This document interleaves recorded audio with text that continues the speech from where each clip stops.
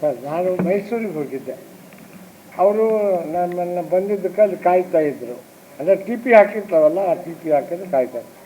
ನಾನು ಅಲ್ಲಿಂದ ಅವ್ರಿಗೆ ಭೇಟಿ ಆಗಲಾರ್ದಂಗೆ ಬಂದುಬಿಟ್ಟೆ. ಅಲ್ಲಿ ಬಂದು ಕೆಳಗಡೆ ಸ್ವಲ್ಪ ತಿಂಡಿ ತಿನ್ನೋಣ ಅಂತ ತಿಂಡಿ ತಿನ್ನಾಕಿದ್ದೀವಿ, ಅಲ್ಲಿಗೆ ಬಂದುಬಿಟ್ರು ಅವರು. ಆವಾಗ ಕೇಳ್ತಾ ಹೇಳಿದರು. ಅದಕ್ಕೆ ನಾನು ಹೇಳಿದೆ, ಹೋದ ಸಲ ನನಗೆ ಕೊಡ್ತೀವಿ ಅಂತ ಹೇಳಿದರು, ಕೊಟ್ಟಿಲ್ಲ. ಆದರೆ ನಾನು ನಮ್ಮ ಸಮಾಜದಿಂದ ನಾನು ಒಬ್ಬನೇ ಆರಿಸಿ ಬಂದೀನಿ, ಯಾರು ಎಮ್ ಎಲ್ ಸಿಗಳು ಇಲ್ಲ, ಯಾರೂ ಕೇಳೋರಿಲ್ಲ. ಆದ್ದರಿಂದ ನಮಗೆ ಕೊಡಬೇಕು ಅಂತ ಒತ್ತಡ ಹಾಕಿದ್ದೇನೆ. ಅಷ್ಟೆಲ್ಲ ಹೇಳಿಲ್ಲ. ಯಾವಾಗ ಮಾಡ್ತೀವಿ ಏನು ಅಂತ ಕೇಳಿದರೆ ಅದು ಹೈಕಮಾಂಡಿಗೆ ಬಿಟ್ಟಿದ್ದಪ್ಪ ಅಂದ್ವಿ. ಮುಖ್ಯಮಂತ್ರಿ ಬಗ್ಗೆ ಕೇಳಿದ್ರು, ಅದು ನಮಗೆ ಗೊತ್ತಿಲ್ಲಪ್ಪ, ಅವ್ರು ಏನು ಮಾತಾಡ್ಕೊಂಡಾರೋ ಯಾರಿಗೆ ಗೊತ್ತೈತಿ, ನಾವೇನು ಇದ್ವಿ ಅವಾಗ ಅಂತ ಹೇಳಿದ್ವಿ. ಇವಾಗೇನು ಸಹಜವಾಗಿ ನಾನು ಒಬ್ಬನ ಹಾಕಾಗ್ತೀವಿ. ನಮ್ಮ ಸಮುದಾಯದಿಂದ ಯಾರೂ ಮಂತ್ರಿಗಳು ಆಗಿಲ್ಲ. ಪ್ರತಿ ಕ್ಯಾಬಿನೆಟ್ನೊಳಗೂ ಒಬ್ಬೊಬ್ಬರು ಇರ್ತಿದ್ದರು.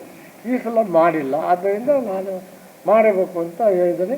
ಮತ್ತು ಹೈಕಮಾಂಡ್ನವರು ನನಗೆ ಡೆಪ್ಯೂಟಿ ಸ್ಪೀಕರ್ ಮಾಡಬೇಕಲ್ಲ, ಸ್ವತಃ ಖರ್ಗೆ ಅವರು ಮತ್ತು ರಾಹುಲ್ ಗಾಂಧಿ ಜೊತೆಗೂ ಮಾತಾಡೀನಿ ಅಂತ ಸುರ್ಜೇವಾಲ ನನಗೆ ಹೇಳಿ ಒಪ್ಪಿಸಿದ್ದಾರೆ.